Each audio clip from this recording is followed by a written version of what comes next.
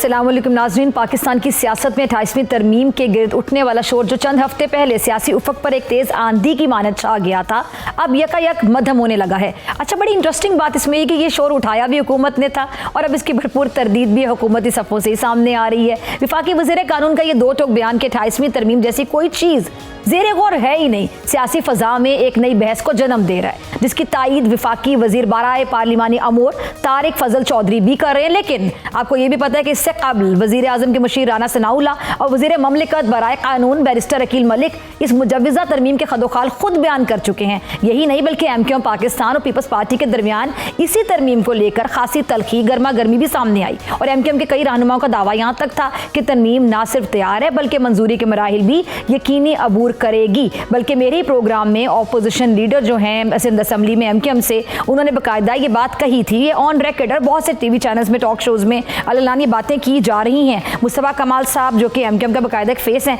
उनकी भी गुफ्तगू आपको याद होगी। लेकिन पीपल्स पार्टी इस बारे में बड़ा एक क्लियर एक मौक़िफ़ रखती है और अपने स्टांस पे कायम है। आगे जाके क्या होगा, और पीपल्स पार्टी हुकूमत की भी इत्तेहादी है और हुकूमत को पीपल्स पार्टी की ज़रूरत भी है। क्या पीपल्स पार्टी को नाराज़ करके अगर मैं नून लीग की बात करूँ, हुकूमत की बात करूँ, तो क्या वो कोई स्टेप ले सकते हैं? ये बहुत बड़े बड़े सवाल हैं जिनके जवाब तलाश करने की ज़रूरत है। मेरे साथ मौजूद है सेनेटर नासिर भट्ट साहब, बहुत शुक्रिया आपका वक्त देने के लिए, और शफीउल्लाह जान साहब आपका भी बहुत शुक्रिया ज्वाइन करने के लिए। मैं शुरू करना चाहूँगी नासिर भट्ट साहब आपसे। नासिर साहब, 27वीं तरमीम पास हो गई, उसके बाद जो अपोजिशन की बातें आप टॉक शोज़ में भी सुन रहे होंगे, ऑन रिकॉर्ड भी बात कर रहे हैं, ऑफ द रिकॉर्ड भी बातें कर रहे हैं कि उनके शदीद तहफ़्फ़ुज़ात हैं और आगे उस हवाले से स्ट्रैटेजी भी ज़ेरे गौर है। अब 28वीं तरमीम की जो बातें शुरू हो गई हैं, इस पे सर आपकी पार्टी क्या कहती है? क्योंकि मुख्तलिफ लोगों के मुख्तलिफ किस्म के बयानात सामने आ रहे हैं। कोई ये तासुर देता है कि वाकई 28वीं तरमीम के हवाले से बहुत संजीदगी से गौर किया जा रहा है। MQM तो यहाँ तक दावा कर चुकी कि आएगी और पास होगी और ये होगा, मंजूर होगी। लेकिन आपके जो लॉ मिनिस्टर हैं तारड़ साहब, वो कहते हैं कि ऐसा कुछ भी नहीं है। लेकिन राना सनाउल्लाह साहब के बयानात और एक दो और लोगों के बयानात से ऐसा तासुर आता है कि शायद 28वीं तरमीम आएगी। ये क्या कंफ्यूजन है, क्या गुत्थी है, जरा सुलझाइएगा।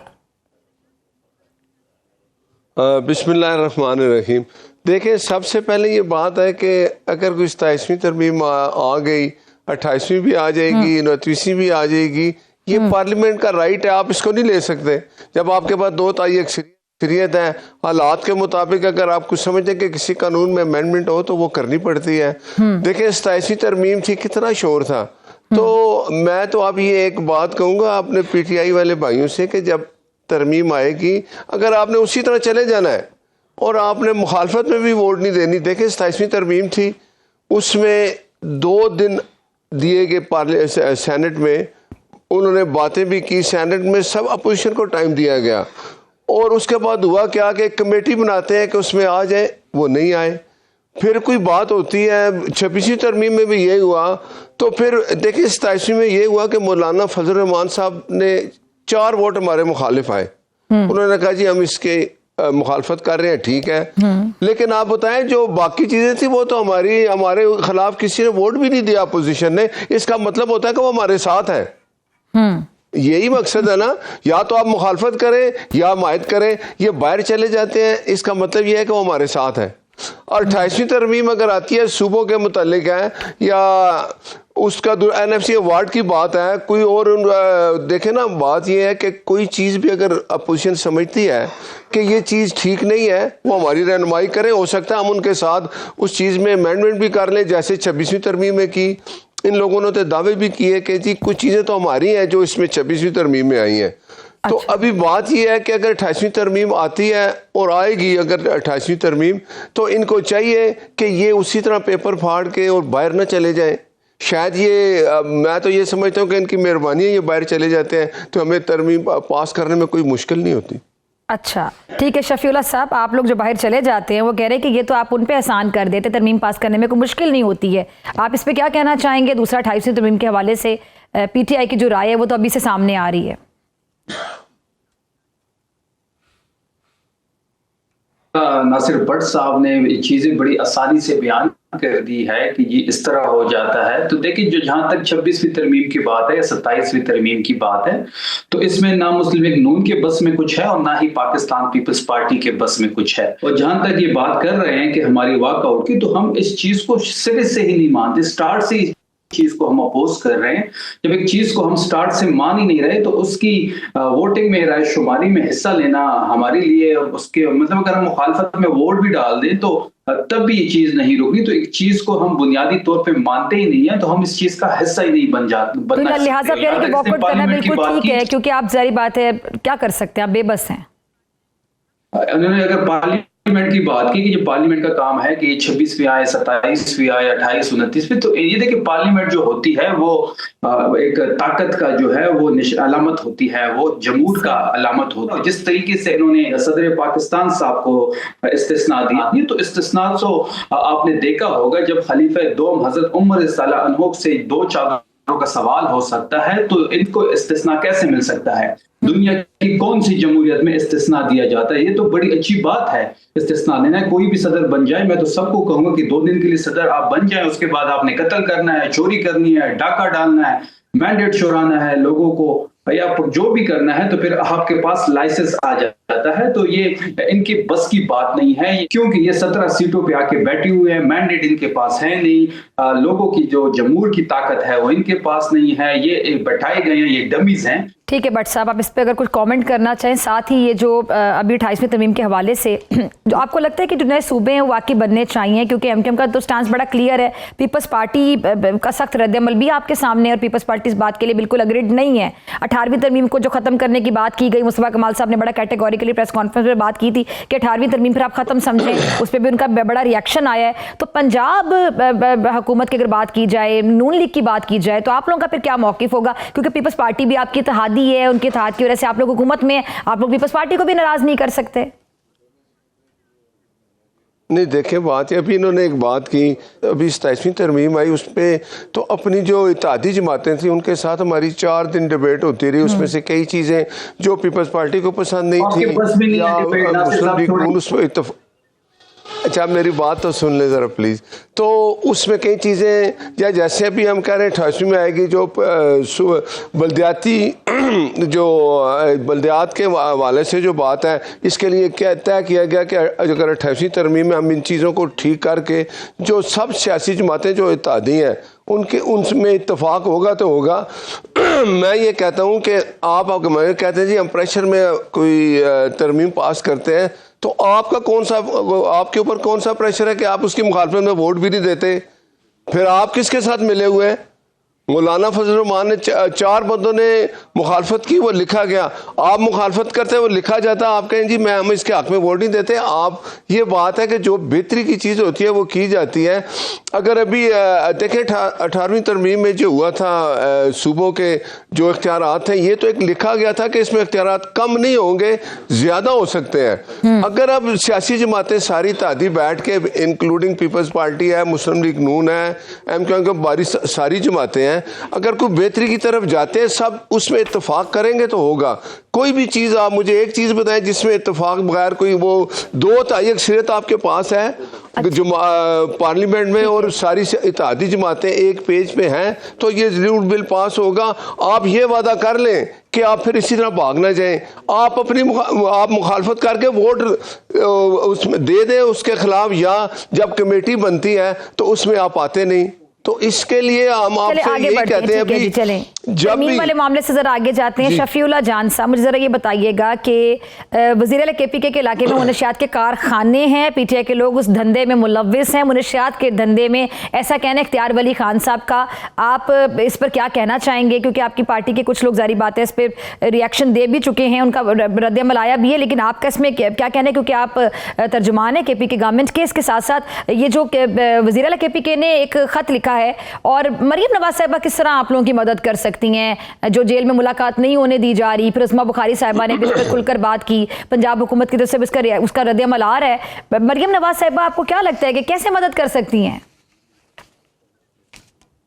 देखिए, पहली बात जो नासिर साहब ने कही कि जब 28वीं तरमीम पे बैठेंगे, अपने इत्तेहादियों को इत्तेमाद में लेंगे, उसमें जो प्लस पॉइंट्स होंगे वो हम चूज करेंगे, और जो नेगेटिव चीज होगी या जो ताकत जिससे कम होगी, सूबों की पावर्स कम होंगे, तो उसको हम बाहर निकाल लेंगे। तो इनको बड़ा क्लियर मैसेज है कि आपके बस में कोई चीज नहीं है, आपके पास कोई इख्तियार नहीं है। पहली बात, जिस तरह 26वीं और 27वीं में हुआ। जहां तक इख्तियार वली साहब की बात है, इख्तियार वली साहब जो हैं वो आज दोबारा एक बंद कमरे में एक सरकारी टीवी के माइक के सामने खड़े होके बेबुनियाद गुमराहकुन इल्जामात लगाए उन्होंने खैबर पख्तूनख्वा के वजीर आला पे। मैं उनको चैलेंज कर रहा हूँ आपकी शो की वसासत से, इस मीडिया के थ्रू से, कि मैं इनको चैलेंज कर रहा हूँ कि अगर खैबर में उन्होंने 1 इंच जमीन पे, वजीर आला की जमीन पे ये फसल जो वो जिक्र कर रहे हैं वो इन्होंने साबित कर दी, तो जो चोर की सजा वो हमारी सजा होगी। वो एक हारे हुए शख्स हैं, उनको खैबर पख्तूनख्वा के लोगों ने रिजेक्ट किया हुआ है। उन्होंने सूबाई असम्बली का इलेक्शन भी हारा है, कौमी असम्बली का इलेक्शन भी हारा हुआ है। वो एक जाली वजीर आजम के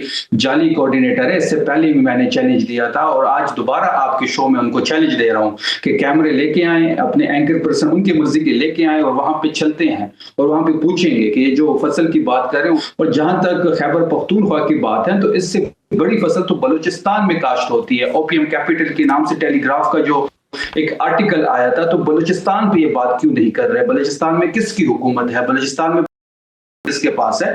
तो ये वो सारी चीजें हैं कि इख्तियार वली साहब एक बंद कमरे में खड़े होकर इल्जामात की बारिश कर देते हैं। वो इर्रेलेवेंट शख्स हैं, वो खैबर पख्तूनख्वा की सियासत के सियासी चलिए, ये दहशतगर्दी का मामला है, ठीक है, आपका पॉइंट आ गया। आपने इख्तियार वली साहब को चैलेंज भी कर दिया इस प्लेटफॉर्म से, ठीक है। इख्तियार वली खान साहब मेरे ख्याल से सुन भी लेंगे, देख भी रहे हो टीवी, तो बाद में सोशल मीडिया के थ्रू तो क्लिप उन तक पहुंच ही जाएगा। अच्छा, ये जो वज़ीर आला साहब है KPK के, ये दहशतगर्दी का मामला, जो टेररिज्म का मामला जो है, उस पर शफीउल्लाह साहब विफाक के पास जाएंगे, जाने के लिए तैयार हैं? क्योंकि ये तो पूरे पाकिस्तान का मामला है ना, इसमें तो कोई PTI नहीं, कोई नून लीग नहीं, कोई पीपल्स पार्टी नहीं, कोई MQM नहीं, तमाम पार्टियों को एक पेज पर होना चाहिए। इसमें कोई सुबाइयत फैक्टर भी नहीं होना चाहिए। हम सब एक पेज पर हैं क्योंकि पूरे पाकिस्तान को ये मसला दरकार है और हमने इस मसले से सबने मिलकर निमटना है।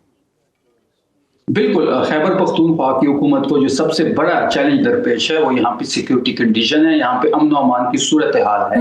आपने देखा होगा कि हमने इसको इस दहशतगर्दी जैसे नसूर से खात्मे के लिए हमने अमन जिरगा मुनक्किद करवाया और हम चाहते हैं, हम दहशतगर्दी के खिलाफ है, पाकिस्तान के किसी हिस्से में भी हो, और लेकिन बदकिस्मती से पिछले 20-25 सालों से हमारा खिता इससे इफेक्ट हो रहा है। तो मैं आपकी करेक्शन के लिए एक चीज आपके सामने भी रखना चाहूंगा, और ये एक अब जुलाई 2022 में शहबाज शरीफ जब इस मुल्क के प्राइम मिनिस्टर बने, जब रिजीम चेंज हुआ, तो उन्होंने एक सिक्योरिटी मीटिंग जो है वहां पे उसको हेड किया, और जो ये दहशतगर्दों की बात ये अब कर रहे हैं, इनको सेटलमेंट इन्होंने किया, और उसको हेड भी शहबाज शरीफ ने किया, और सिक्योरिटी जो मीटिंग थी उसके मिनट्स भी पढ़े हैं। और अब ये यहाँ पे पहले इन्होंने उसको यहाँ पे सेटल किया, खैबर पख्तूनख्वा किया, अब ये ऑपरेशन की बात कर रहे हैं। तो हम मुज़ाकरात पे बिलीव रखते हैं, डे 1 से हमारा स्टांस है कि हम मुज़ाकरात के थ्रू ये चीजें हल करना चाहते हैं। तो ठीक है, आपने एक सवाल का जवाब नहीं दिया, फिर मैं भट्ट साहब की तरफ जाऊं। ठीक है शफीउल्लाह जान, आपने एक सवाल का जवाब नहीं दिया। ये जो CM KPK ने खत लिखा था CM पंजाब को कि मुलाकात जो नहीं होने दी जा रही, ये इसका क्या मकसद था? देखिए, जो खत लिखा गया है, हमें पता है कि ना चीफ मिनिस्टर साहब हमारी मुलाकात करा सकती है, ना ही इनका तो प्राइम मिनिस्टर। क्या तासुर दिया गया, क्या सोचकर लिखा गया? वो सिर्फ हमने इसलिए लिखा है कि हमने चीफ जस्टिस को भी खत लिखा, प्राइम मिनिस्टर को भी कहा, और हमने चीफ मिनिस्टर को भी खत लिखा। तो हम सारी चीजें ऑन रिकॉर्ड लाना चाहते हैं। हम तमाम तर अपने आईनी और कानूनी रास्ते इख्तियार करना चाहते हैं। हम अदालत भी गए, वहां से भी हम एक ऑर्डर लेके आए, उसको भी मानने से इनकार किया गया। तो चीफ मिनिस्टर की बस में नहीं है, लेकिन हम चीजों को ऑन रिकॉर्ड लाना चाहते हैं कि हमने तमाम तर रास्ते इख्तियार कर लिए। इसके बाद हम अवाम के पास जाएंगे, जो अवाम का फैसला होगा वो हमारा फैसला होगा। चले भट्ट साहब, ये जो खत का मामला है कि बानी चेयरमैन PTI से मुलाकात जो नहीं होने दी जा रही, और 7 बार ये जो CM KPK हैं ये आए, मुलाकात नहीं कर पाए, इस पर फिर CM साहिबा को भी खत लिखा गया, और वज़ीर आज़म, अदलिया भी कह रही है। तो ये आपकी जमात ये मौक़िफ़ देती है बारह कि हमें कोई एतराज़ नहीं है, तो क्या वजह है फिर इस मसले का कोई हल निकालना चाहिए? देखें, बात यह है कि वो एक कैदी है, ठीक है, उसके लिए जो वो जो होता है सुप्रिटेंडेंट जेल, कैदियों के मिलने के कोई उनके अपने एक तरीक़ाकार होते हैं जो उनके मैनुअल उसके मुताबिक चलते हैं। ये उठते हैं वहाँ से, कोई वज़ीर आला उठता है, वो सबसे पहले, या ये है अफरीदी साहब या जो पहले थे गंडापुर, वो आल्फ उठाने से पहले और आल्फ उठाने के बाद एक ही बात करते हैं, मैं जा रहा हूं, मैं मिलने जा रहा हूं, मैं अपनी जान दे दूंगा। इसने भी कहा अपनी जान दे दूंगा। कभी आपने सुना कि उसके वज़ीर आला ने ये कहा कि मैं अपने सूबे के जो लोग हैं अमन अमान में उसमें जो अपनी बेहतरी लाऊंगा, लोगों के हालात बेहतर करूंगा, सूबे के लिए कोई काम करूंगा? आप मुझे बताएं, सुहेल अफरीदी ने आज तक जब तक वो बना है उसने क्या कहा है?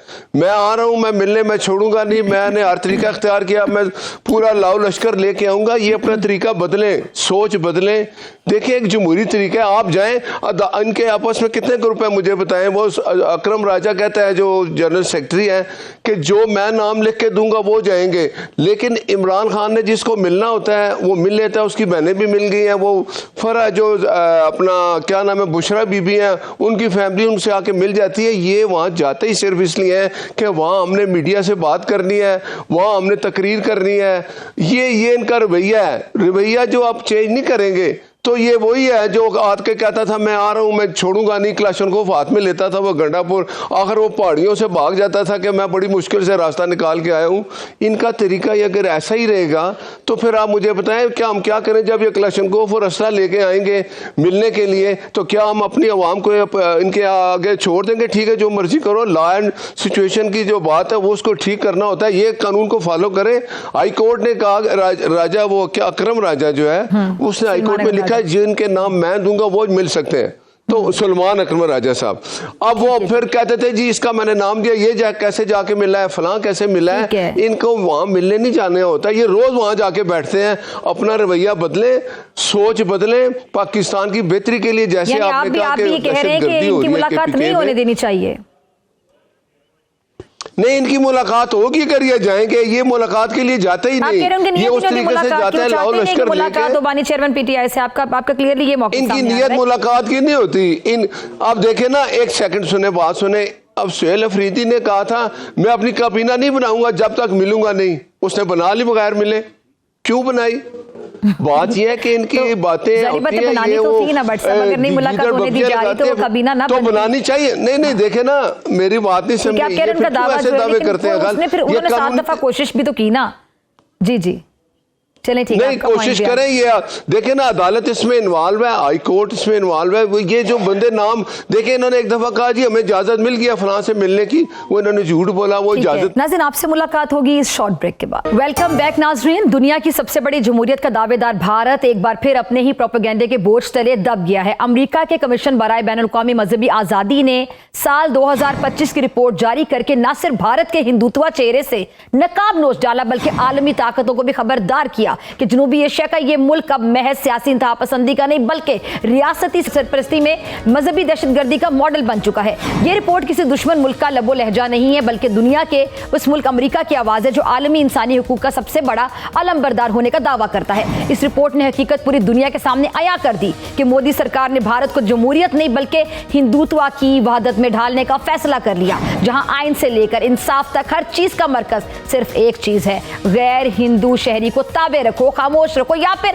खत्म कर डालो। अमेरिकी कमीशन की रिपोर्ट में भारत को खुसूसी तशवीश वाले मुल्क की फहरिस्त में डालने की सिफारिश की गई।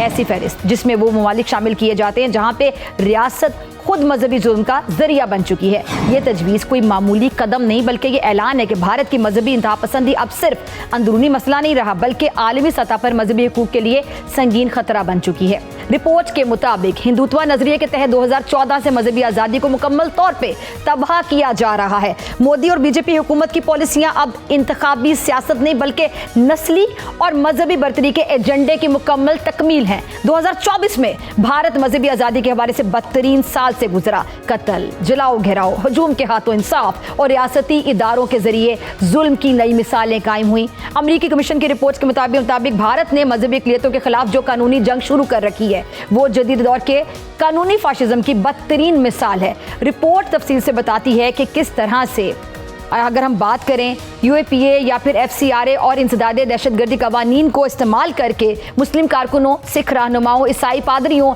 सहाफ़ियों, इंसानी हुकूक के नुमाइंदों को गिरफ्तार किया गया। 12 भारतीय रियासतों में फ़ाल एंटी कन्वर्जन जो कवानीन है, अक़लियतों के मजहबी जो इख्तियार है उसको बाकायदा जुर्म बना चुके हैं। कलीम सदीकी की बात करें, 11 दीगर जो मुस्लिम उलमा हैं उनको उम्र कैद महज अकीदे की बुनियाद पर दी गई। ये सिर्फ सज़ा नहीं थी बल्कि एक मैसेज था, एक पैगाम था कि मुसलमान भारत में दूसरे दर्जे के शहरी शायरी हैं। अच्छा, उत्तराखंड का जो यूनिफॉर्म सिविल कोड है यूसीसी, बैनुल मज़ाहिब जो शादियों की निगरानी के नाम पे मुस्लिम खानदानों के घरों में रियासती मुदाखलत को कानूनी तहफ़्फ़ुज़ दे चुका है। गाय ज़बा करने के कवानीन ने हजूम की दहशतगर्दी को बाकायदा कानूनी छतरी दे दी है। अमरीकी कमीशन के मुताबिक बीजेपी ने इंतखाबात में नफरत को बाज़ाब्ता सियासी स्ट्रैटेजी बना लिया है। बीजेपी की क़यादत में मुसलमानों के खिलाफ नफरत और जो नफरत अंगेज़ बयानियाँ है, ईसाइयों के खिलाफ प्रोपेगेंडा, सिखों को अस्करियत पसंद करार देने की जो मुहिम है बाकायदा, और गैर हिंदू जो कम्युनिटीज़ हैं उनको मुल्क दुश्मन साबित करना, ये सब एक ही पॉलिसी के तहत किया गया। इसका मकसद बच्चा समझता है, इसका मकसद क्या जी? हिंदू वोटरों को मजीद तकसीम और मुश्तइल करना।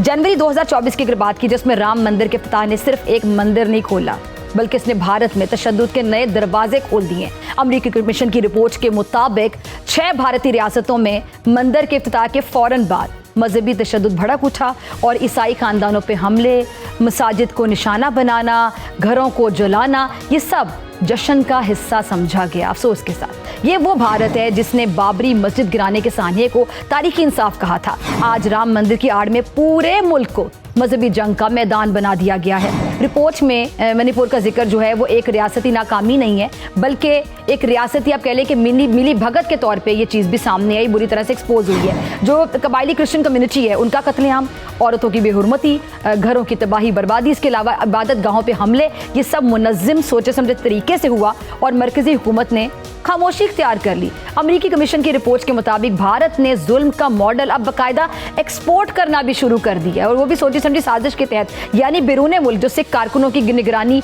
जो कार्ड्स की मनसूखी है आपको पता होगा, और काउंसलर जो खिदमात हैं उससे महरूमी, सिख रहनुमाओं के जो कत्ल के मंसूबे बनाए गए। फिर रिपोर्ट ने संगीन इंकशाफ ये किया है कि जो रॉ का एक एजेंट है जी, एहलकार है विकास यादव, अमरीकी सरजमीन पर क्या कर रहा था? सिख रहनुमाओं के कत्ल की प्लानिंग मंसूबों में बाकायदा मुलव्विस पाया गया था। ये सिर्फ मुदाखलत नहीं थी बल्कि अमेरिका की खुद मुख्तारी पर भी हमला है। मोदी का जो ग्लोबल इंडिया दरअसल ग्लोबल हिंदुत्व साबित हो रहा है, और ये किसी से ढकी छुपी बात नहीं है, सब कुछ यहाँ है, सब कुछ सबके सामने एक्सपोज्ड है। ये रिपोर्ट ये भी बताती है कि जी जो मुसलमान हैं उनके हवाले से भारत में जो मुसलमान है वो 14.2%, ईसाई यानी क्रिश्चियन 2.3%, और जो सिख हैं वो 1.7% आबादी का हिस्सा रखते हैं। मगर मोदी सरकार उन्हें कानूनी, समाजी, मुआशी, सियासी तौर पे बाकायदा बेदस्तपा करने में मसरूफ़ दिखाई देते हैं। अक़लियतों की शनाख्त जो है उसको मिटाना अब भारत की गैर एलानिया मगर अमली पॉलिसी, अगर कह लें कि अमली पॉलिसी बन चुकी है तो बिल्कुल गलत नहीं होगा। इंसानी हकूक़ के जो मुबस्सिरीन हैं उन्होंने लाल किला धमाका केस समेत मुतादिद मुकदमात को अक़लियत दुश्मन रियासती साजिशें तक करार दे दी है, जहाँ लोग सबूत नहीं शनाख्त पर गिरफ्तार होते कि किस मज़हब से ताल्लुक़ है, माइनॉरिटी से ताल्लुक़ रखते हो, यहाँ पे अक़लियत हो, तुम हिंदू नहीं हो ना, बस यही काफ़ी है। अच्छा, अमरीकी कमीशन की रिपोर्ट एक इल्ज़ामनामा नहीं है बल्कि एक बाकायदा आईना है। इसने दुनिया को दिखा दिया कि भारत जमहूरियत नहीं, अक्सरियत की आमरियत है। भारत मजहबी आज़ादी का अलमबरदार नहीं बल्कि मजहबी दहशतगर्दी का एक नया मरकज़ है। भारत दुनिया की अवामी ताकत नहीं, नफरत की ताकत बन चुका है। मोदी का जो ये न्यू इंडिया है दरअसल नया फाशिज्म है, जहां अक़लियतों के हकूक़ आइन की किताबों में महफूज हैं और जुल्म सड़कों पर राज कर रहा है। इसके साथ साथ अमरीकी कमीशन की रिपोर्ट ने भारत की हिंदुत्व पॉलिसीज़ को बैनुल-अक़वामी कानूनी और सिफारती सतह पर बाकायदा चैलेंज करने की बुनियाद भी रख दी है। ये रिपोर्ट सिर्फ एक दस्तावेज नहीं है, ये भारत के खिलाफ बैनुल-अक़वामी फ़र्द जुर्म है, और अब दुनिया को फैसला करना है कि क्या वो दुनिया की सबसे बड़ी जमहूरियत के झूठ को मज़ीद बर्दाश्त करेगी या फिर इस हिंदुत्व फाशिज्म को रोकने की जुर्रत दिखाएगी, हिम्मत करेगी। पाकिस्तान तो बारहा ये कहता रहा कि हिंदुस्तान क्या कर रहा है, अब शुक्र है कि दुनिया को भी ये नज़र आना शुरू हो गया। इस बारे में बात करने के लिए मेरे साथ मौजूद होंगे air commodore retired Khalid Chishti साहब इस शॉर्ट ब्रेक के बाद। वेलकम बैक नाज़रीन, air commodore retired Khalid Chishti साहब मेरे साथ मौजूद हैं। चिश्ती साहब बहुत शुक्रिया वक्त देने के लिए, ज्वाइन करने के लिए। अच्छा खालिद चिश्ती साहब, अभी जो दुबई एयर शो में हुआ यकीनी तौर पर अफसोसनाक वाक़या है, चाहे हमारा रिवायती हरीफ है भारत, लेकिन वहाँ पर ये एक वाक़या पेश आया, हादसा हुआ, भारतीय जहाज़, उसका पहले ऑयल लीक होता है, फिर जहाज़ गिर जाता है। यकीनी तौर पे हम खुश नहीं हैं, लेकिन ये जो अफसोसनाक वाक़या है ये दिफाई लिहाज से अगर मैं बात करूं भारत के लिए कितना बड़ा दचका है आपके मुताबिक? जी बहुत शुक्रिया फिजा, आपने इनवाइट किया है, और मैं भी आपकी फीलिंग्स में ज्वाइन करना चाहूँगा कि ये एक ह्यूमन ट्रेजेडी है, ये कोई कॉम्बैट विक्ट्री नहीं है। तो इसलिए मैं अपनी तरफ से भी इसका अफसोस खास तौर पर जो मुतासरा ख़ानदान है उनकी फैमिली से इजहार करना चाहूँगा। कल मेरी पाक फिजाइया में सीनियर लीडरशिप से बात हुई थी, उन्होंने भी जाहिर है इस पर अफसोस का इजहार किया, और ये ह्यूमन ट्रेजेडी ही हम इसको समझते हैं, क्योंकि ये कंटेस्टेड स्काइज में नहीं हुआ। ये एक पीसफुल डिस्प्ले था, जाहिर है, जिसके अनफॉर्चुनेट ये हादसा हुआ है। एक बात हुई। आपका जो सवाल है कि ये हिंदुस्तान पर क्या असर पड़ेगा और इसकी क्या बैकग्राउंड है, देखिए बैकग्राउंड तो बहुत पुरानी है, और ये बहुत सारे इंटरनेशनल जो एक्सपर्ट्स हैं, जो एनालिस्ट हैं, मैं उनको फॉलो करता हूं, तो वो कह रहे हैं कि ये कोई सरप्राइज उस सेंस में नहीं है कि ये इनएविटेबल था। इनएविटेबल का मतलब ये है कि वो इतने अरसे से ये जहाज 40 सालों में सिर्फ 40 जहाज इंडक्ट कर सकी है हिंदुस्तान की एयरफोर्स। इंडियन एयरफोर्स चीफ कहते हैं कि मैं अपनी शिकायत बता सकता हूं क्योंकि मुझे कॉन्फिडेंस नहीं है हिंदुस्तान एरोनॉटिकल लिमिटेड पर जो जहाज बनाती है, और वो जिसको कहते हैं वो कहते हैं, खुद कहते हैं कि ये समथिंग सीरियस है। तो आप सोचिए, जो सबसे ज्यादा स्टेक होल्डर है या इंडियन एयरफोर्स चीफ, वो खुश नहीं है। और हिंदुस्तान की एयरफोर्स का ये जो प्रोजेक्ट है, मैं बहुत सालों से फॉलो कर रहा हूँ, बिकॉज इसके कंटेम्प्रेरी जो हमारा JF-17 थंडर का अल्हम्दुलिल्लाह वो बड़ी कामयाबी के हमकिनार हुआ है। मैं इसको क्यों फॉलो कर रहा था, क्योंकि जब जहाज कंसीव किया गया था तो इंडियन जो कंपनी है हिंदुस्तान एरोनॉटिकल लिमिटेड, हॉल जो उसको कहते हैं, वो उन्होंने सोचा था कि हम इंजन भी यहीं बनाएंगे इंडिया में। वो नहीं बना, वो बना ही नहीं कभी। फिर उन्होंने अमेरिका को ऑर्डर किया, जनरल इलेक्ट्रिक कंपनी को, और उनसे ये F404 F414 इंजन लिए उनसे। ठीक है। और फिर इनको जब लाया गया इंटीग्रेशन के लिए तो बहुत सारे प्रॉब्लम इसलिए आ गए कि इनका इंफ्रास्ट्रक्चर जो उन्होंने एयर फ्रेम बनाया हुआ था वो पहले का बन चुका था।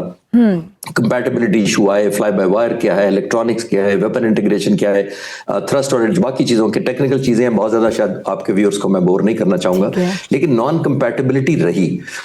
एक और एलिमेंट ऐड हुआ, वो ये था कि हिंदुस्तान के पॉलिटिकल गवर्नमेंट का बहुत ज्यादा इन्फ्लुएंस था, किसको कॉन्ट्रैक्ट देने हैं, क्या टाइमलाइन होगी, फंड कैसे रिलीज होंगे, मॉडिफिकेशन कैसे होंगी, डिलीवरी टाइम क्या होगी, ये सारी चीजें ये खुद इंडियन एयरफोर्स या हिंदुस्तान एरोनॉटिकल नहीं डिसाइड कर रही थी, ये इंडियन गवर्नमेंट डिसाइड कर रही थी। और इंडियन के बहुत ज्यादा लोगों का जो मैं फॉलो कर रहा हूं, वो कहते हैं कि हमें एक पॉलिटिकल प्रोडक्ट नहीं चाहिए था, हमें एक फाइटर जहाज चाहिए था। दैट मीन्स ये पॉलिटिकल प्रोडक्ट है जो एक कॉम्प्रोमाइजेस की बुनियाद पर यहां तक पहुंचाया गया है। तो इतने सालों में आपने देखा कि वो बहुत सालों से कोशिश कर रहे हैं, बहुत मुल्कों को सेल करने की कोशिश कर रहे हैं। पॉलिटिकल प्रोडक्ट क्या बड़ा अच्छा ये लफ्ज इस्तेमाल हो रहा है। ये देखिए, मतलब पॉलिटिकल प्रोडक्ट बना लिया, पायलट्स की जिंदगी भी जारी बात है खतरे में डाल दी जाती है, उसके साथ साथ इनका अपना जो इमेज है बुरे तरीके से जो तबाह होता है, दिफाई लिहाज से अगर बात की जाए, शर्मिंदगी का इनको सामना करना पड़ता है। तो क्या सोच के किया गया? देखिए फिजा, उनका तो जाहिर चाहेंगे कि हम एक मेड इन इंडिया, जिसको वो एक स्लोगन देते हैं कि सब कुछ मेड इन इंडिया, हम उसके प्रोजेक्ट पे लॉन्च करें। हर मुल्क का हक बनता है, मैं उसको क्रिटिसाइज नहीं कर रहा, लेकिन फिर एक एलिमेंट ऑफ हार्मनी, एक एलिमेंट ऑफ ट्रस्ट और एक एलिमेंट ऑफ प्रायोरिटाइजेशन होनी चाहिए थी इस प्रोजेक्ट में। प्रायोरिटाइजेशन का मैंने आपसे अर्ज कर दिया कि 40 सालों में 40 जहाज हैं।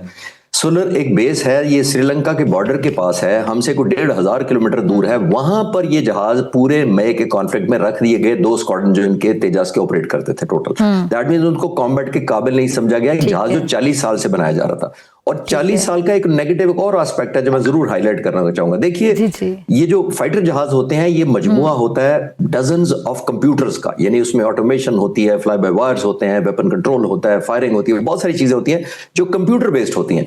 जिस तरह आपके हाथ में मोबाइल चंद महीनों में ऑब्सलीट होना शुरू हो जाता है, लैपटॉप आपके सामने देखते देखते ऑब्सलीट हो जाता है, तो आप इमेजिन करें 40 साल में जो आपने इंटीग्रेशन किया, अपग्रेडेशन किया, वो कितनी जल्दी ऑब्सलीट होती होगी। जब तक आप अपग्रेड करते हैं वो रेलेवेंट नहीं रहता। तो फिर ऊपर से आप पॉलिटिक्स को ऐड कर लें, आप लैक ऑफ फंड रिलीज कर लें, स्टेक होल्डर का ना इन्वॉल्व होना इंडियन एयरफोर्स का वो शामिल कर लें। ये जब फैक्टर शामिल करेंगे तो मैं ऐसे नहीं कह रहा था कि ये इनएविटेबल था, अफसोसनाक जरूर है, लेकिन बहुत सारी दुनिया इस पर हैरत इसलिए नहीं है कि ये जहाज अभी वर्दी ही नहीं था एयर कॉम्बैट के।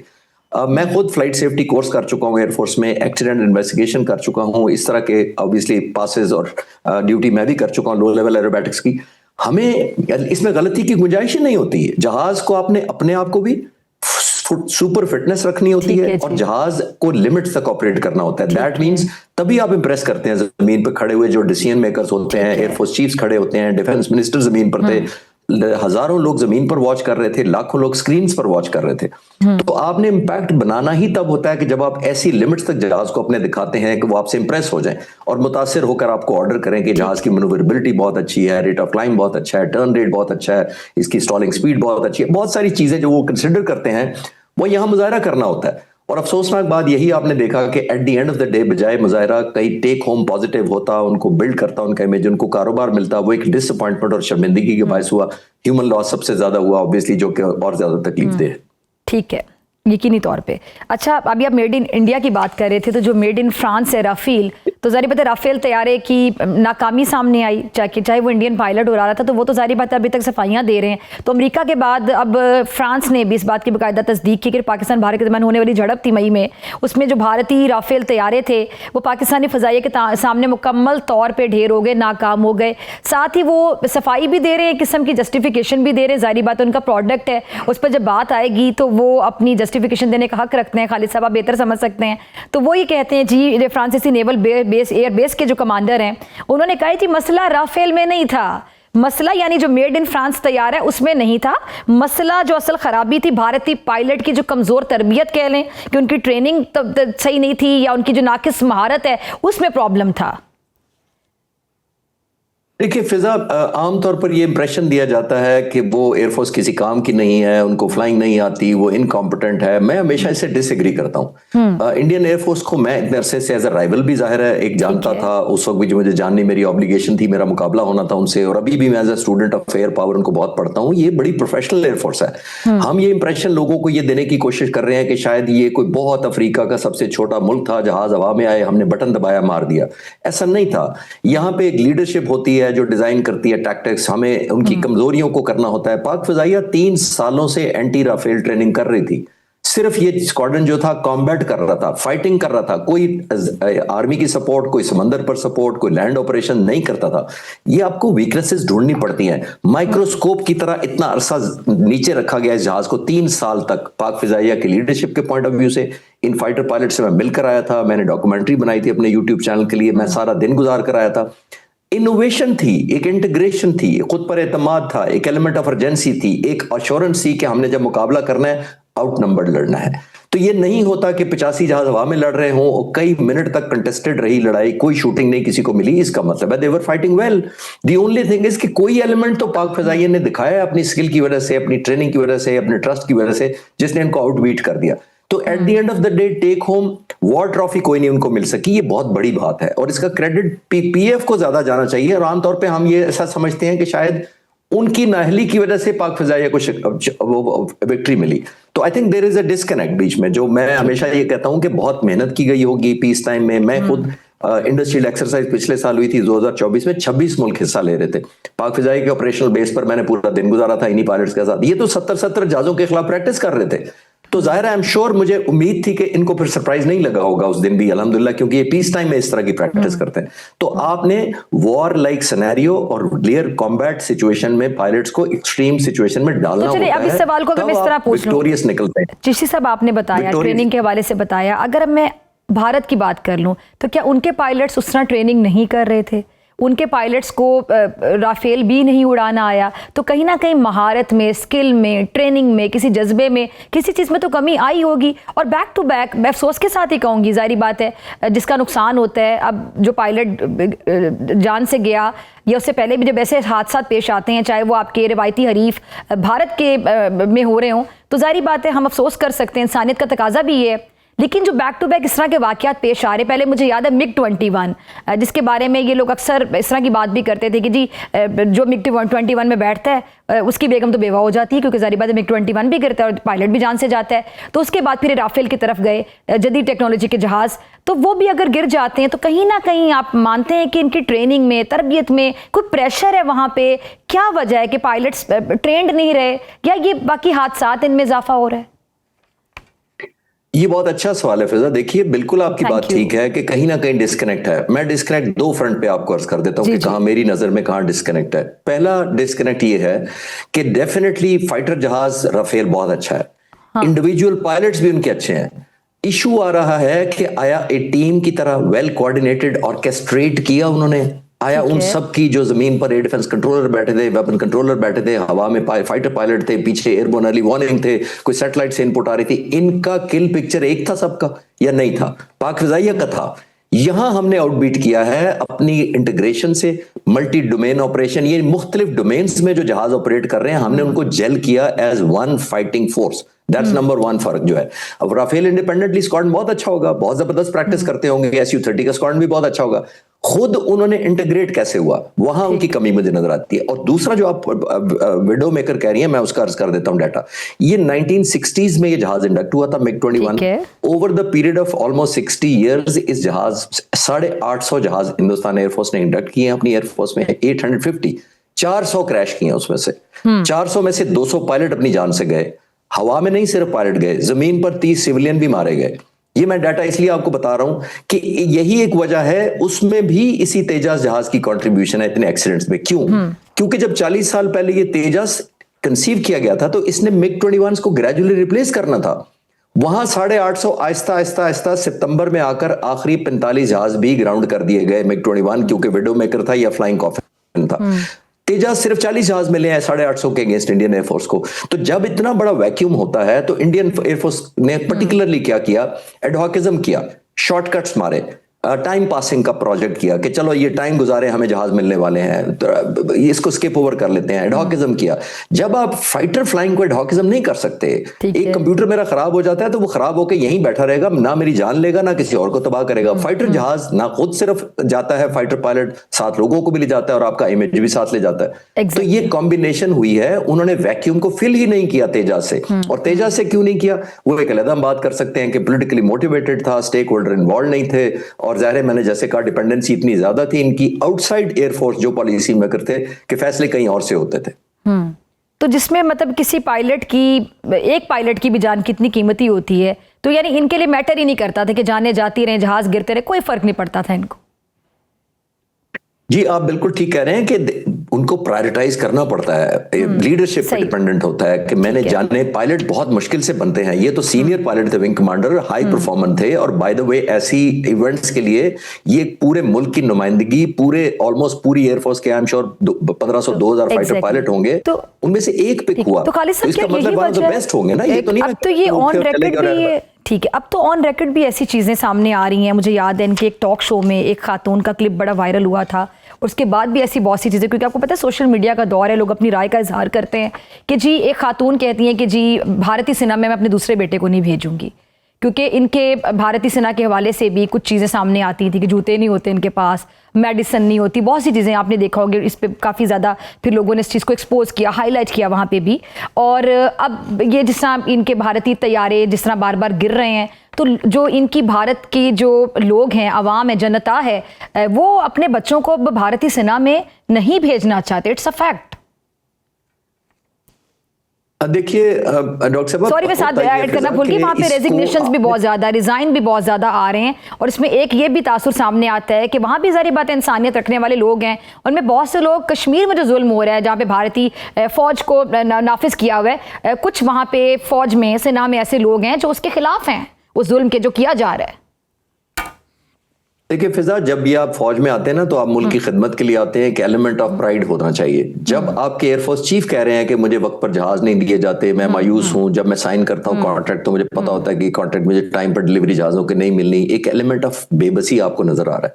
वो बेबसी आपके लोएस्ट एयरमैन, सोल्जर और सेलर तक ट्रेवल करती है जब आपका सर्विस चीफ मायूस हो। मैं पाक फिजाइया से कंपैरिजन तो कर सकता हूँ। पाक फिजाइया ने पिछले 3.5 सालों में तकरीबन 19 नई इंडक्शन किए हैं, 19 नई इंडक्शन किए मैं कह रहा हूँ, जिसमें J-10C भी शामिल है, जिसमें हमारे HQ-9B भी शामिल है, national aerospace science and technology शामिल है, हमारा cyber warfare command control centre, ये सारी 19 नई, और दर्जनों में जिनका अभी शेयर नहीं कर सकता वो पाइपलाइन में है। तो एक एलिमेंट ऑफ प्रायोरिटाइजेशन देख रही हैं यहाँ पे एक टाइमलाइंस मीट होती हैं, परसुएशन से काम होता है, टीम का ऑब्जेक्टिव्स और लीडर का ऑब्जेक्टिव एक होता है, और फिर जाहिर है रिक्विजिट फंडिंग सर्विस चीफ ने करनी होती है। पाक फिजाई के सरबराह की जिम्मेदारी होगी कि वो इंश्योर करें कि मेरी टीम को टाइमलाइन चीजों के, रिसोर्सेज की, पैसों की, कोई और कनेक्टिविटी है, कोई फॉरन हमें हेल्प चाहिए या कुछ भी चाहिए, वो टाइम पे मिले। तो ये एक एलिमेंट ऑफ प्रायोरिटाइजेशन और अर्जेंसी टॉप टू बॉटम एक जैसी नहीं होगी तो ये प्रोजेक्ट इस तरह के नहीं होंगे। और हिंदुस्तान का तो जहाज बना कोई और रहा है, उड़ाना किसी और ने, एक्सेप्ट किसी और ने करना है, ख्वाहिश किसी की है।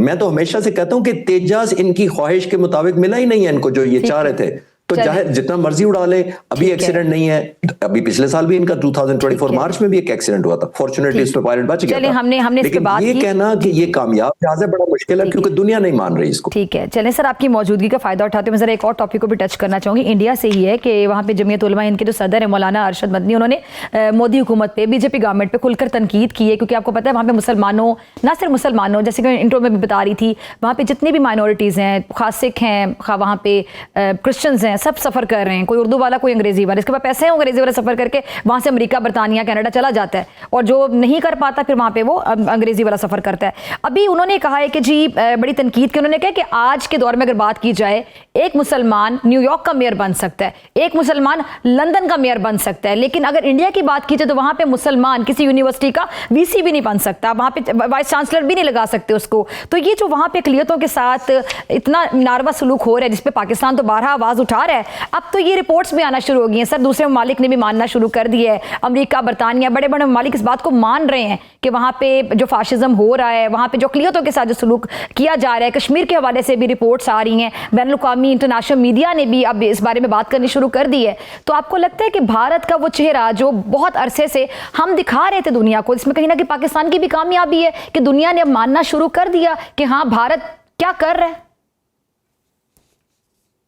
फिजा देखिए, इस सब्जेक्ट पर मैं एक, क्योंकि कायद-ए-आज़म के ऊपर बहुत पैशनेटली कोई 20 साल से मैं लेक्चर्स दे रहा हूँ, पाकिस्तान में भी, बाहर भी, अमेरिका, कनाडा में भी रेगुलरली मैं जाता हूँ कायद-ए-आज़म की लीडरशिप पे, तो उनका एक जबरदस्त एक स्टेटमेंट मैं आपके साथ शेयर करना चाहता हूँ, और आप बेहतर लिंक कर पाएंगी कि क्या विजनरी लीडर थे। जब हम बात करते हैं कायद-ए-आज़म कैसे लीडर थे, तो बहुत सारे बच्चे, नौजवान जिनको मैं लेक्चर देता हूँ, वो कहते हैं कि विजनरी लीडर थे। मैंने कहा साबित करो, तो फिर मैं साबित करता हूँ कि विजनरी लीडर क्या कहते हैं अपने पॉइंट ऑफ व्यू से। कायद-ए-आज़म ने 1946 में क्या कहा था, वो बड़ा इंपॉर्टेंट है। उस वक्त कुछ मुसलमान लीडर पाकिस्तान बनने की मुखालफत कर रहे थे, तो कायद-ए-आज़म ने बहुत खूबसूरत बात कही थी, आज से तकरीबन 80 साल पहले। आप देखें, लीडर विजनरी ये होता है। कायद-ए-आज़म ने कहा था कि जो मुसलमान इस वक्त पाकिस्तान बनाने की मुखालफत कर रहे हैं, उनकी आने वाली नस्लें हिंदुस्तान के साथ अपनी लॉयल्टी साबित करने में गुजारेंगी। अब आप बताइए, ये सच बात है कि नहीं? 80 साल बाद टू नेशन थ्योरी, जी, उनको अभी तक मुसलमान नहीं समझा जाता। और उनकी दूरंदेशी को सलाम है, कायद-ए-आज़म की दूरंदेशी को सलाम है खालिद साहब जी। तो या आप देखिए, उनके चाहे बॉलीवुड के सुपरस्टार्स हों या स्पोर्ट्स के सुपरस्टार्स हों, अगर आप मुसलमान हैं तो शायद वो वाला नहीं मिलता, ये डिस्कनेक्ट है। और कायद-ए-आज़म ने बिल्कुल ठीक कहा था, उनको आज भी अपनी लॉयल्टी साबित करनी पड़ती है। वहाँ पे तो घर नहीं मिलता इनको, उन एरियाज में घर नहीं मिलता जहाँ पे घरों की कीमतें बहुत ज्यादा हैं। बल्कि मुझे याद है कि शबाना आजमी जो बड़ी पुरानी फिल्म स्टार है, जावेद अख्तर साहब, इनको तो यहाँ तक कहना पड़ा शायद कि पता नहीं हमारा कोई मजहब से ताल्लुक ही नहीं है, if I am not wrong, इन्होंने अपने आप को एथिस्ट साबित कर दिया वहां पे। जी, बदकिस्मती है। और अफसोसनाक बात यह है कि सिर्फ ये एक मजहबी एलिमेंट नहीं है फिजा, ये वाला पाकिस्तान से कितना डराया जाता है। यानी एक, उनको डिस्क्रिमिनेट वहां किया जाता है, और दूसरा आप नोट करें कि इलेक्शन जब होते हैं, इतना बड़ा मुल्क है, हमसे 6 गुना बड़ी उनकी पॉपुलेशन है, बहुत जबरदस्त उनकी इकोनॉमी है हमारे मुकाबले में, लेकिन इलेक्शन होते हुए पाकिस्तान में जब आप देखें तो हम कोई एंटी इंडिया स्लोगन यहाँ नहीं लगाते। हमारे कोई नारे नहीं लगेंगे हिंदुस्तान से इनसिक्योरिटी के, अगर ये ना किया तो वो इंडिया आ जाएगा। और वहां नारे लगाए बगैर वोट नहीं मिलता। इलेक्शन चलता ही, वहां चलता ही ये है कि अगर ये करोगे तो पाकिस्तान को सबक सिखा देंगे, पाकिस्तान को चने चबवा देंगे, एक सवाल ज़हन में आता है कि वहाँ के जो वोटर हैं उनकी फिर क्या मेंटालिटी है। मैं पूरी उनकी आवाम को या उनकी पूरी जनता को तो नहीं कहूँगी कि सब लोग एक मेंटालिटी रखते हैं। बहुत से लोग हैं जो इस हेट स्पीच को बड़ा कंडेम करते हैं, जो नहीं पसंद करते इस तरह की गुफ्तगू को, बीजेपी के सपोर्टर नहीं हैं, वही हैं जो क्रिटिसाइज़ करते हैं, नाकदीन में शामिल हैं, उनमें जर्नलिस्ट भी हैं, वो कि बहुत कम तादाद में है, क्योंकि सारा जो मीडिया है वो तो बीजेपी मीडिया है, बीजेपी का गोदी मीडिया कहलवाता है। लेकिन कुछ लोग हैं जो आज़ादी सहाफ़त पे यकीन रखते हैं और खुलकर बात भी करते हैं। लेकिन जो वहाँ की जनता जो वोट देते हैं, जो वहाँ के वोटर हैं, जाहिर बात है बड़ी तादाद में वोट मिला तो बीजेपी की गवर्नमेंट है, और वो वोटर जो है वो भी क्या मतलब इतनी नफरत करता है कि जब हमारे खिलाफ नारे लगते हैं तो वो इन नारों को खरीदता है, बाय करता है और वोट देता है, इनको असेंबलियों में पहुंचाता है। देखिए फिजा, लीडर की सबसे बड़ी जिम्मेदारी होती है कि वो जेन्युइनली अपने जैसे और लीडर पैदा करता है। अनफॉर्चुनेटली हिंदुस्तान पाकिस्तान में इस तरह का फॉर्मूला नहीं चलता। दुनिया लीडर उसको मानती है जो अपने जैसे लीडर पैदा करता है। यहाँ तो ऑपोजिट होता है। यहाँ तो इतनी इनसिक्योरिटी होती है कि कोई मेरे जैसा लीडर बनना चाहिए, मेरी जगह ना ले ले, डिवाइड एंड रूल पे चल रहे होते हैं लीडर्स। जी जी, लीडर की जिम्मेदारी होती है कि करेक्ट पर्सपेक्टिव, ऑनेस्टी, इंटेग्रिटी से लोगों को करेक्ट पिक्चर बताए। ठीक है। इतना ज्यादा इतमाद हो, ये वो जमाना फिर मुझे कायदे ने आपने याद करा दिया। कायदे में किसी को कोई अनपढ़ बंदा बैठा कायदे की तकरीर सुन रहा था, वो अंग्रेजी में बात कर रहे थे। किसी फॉरेन जर्नलिस्ट ने उस बूढ़े बाबे से पूछा कि ये तो अंग्रेजी में बात कर रहे हैं, तुम्हें अंग्रेजी समझ आती है? उसने कहा अंग्रेजी नहीं समझ आती, मुझे ये पता है कि जो कह रहे हैं ठीक कह रहे हैं। वाह। तो ये लीडर का लेवल होता है। हाँ। यानी लीडर पर 100% trust इत्मीनान होता है, लोगों का जब exactly। होता है तो यकीन लीडर ने होता है। मेलिफाइड इंटेंशन के साथ, बदनीयती के साथ लोगों को मिसलीड नहीं करना होता। ये लोगों का कर्ज होता है लीडर पर कि आप हमें सही डायरेक्शन बताएंगे, अपना इंटरेस्ट बीच में नहीं रखेंगे, हमें ऐसी जगह पर लेके जाएंगे जहां हमारा मुस्तकबिल आपके हाथ में हमने दिया तो हमें सही। लेकिन यहां तो क्योंकि कुर्सी के लिए होता है, एक्सप्लॉयटेशन के लिए होता है। इंडियन लीडर आमतौर पर हम पाकिस्तान का नाम लेके डराते हैं और इनसिक्योरिटी पैदा करते हैं, बदकिस्मती है। तो फिर वो क्लासिक डेफिनेशन के हिसाब से तो लीडर नहीं बैठते ना। ठीक है जी, बहुत शुक्रिया चीसी साहब आपकी कीमती वक्त के लिए। बड़ी इंटरेस्टिंग गुफ्तगू रही आपके साथ हमेशा की तरह। और नाज़रीन, इसी के साथ मुझे दीजिए इजाजत। आपसे मुलाकात होगी इंशाल्लाह अगले हफ्ते, सेम टाइम सेम चैनल। अगर जिंदगी ने वफा की दुआओं में याद रखिएगा, अपना बहुत ख्याल रखिएगा। अल्लाह निगहबान।